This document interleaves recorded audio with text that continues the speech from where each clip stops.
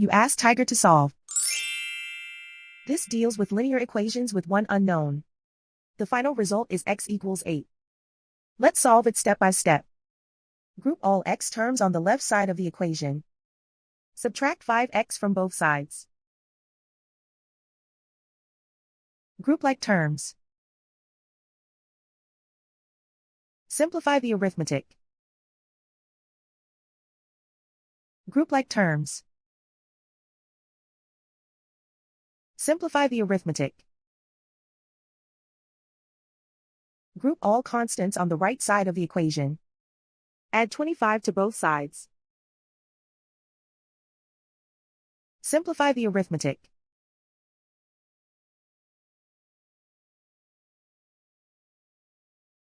Isolate the x. Divide both sides by 4. Simplify the fraction.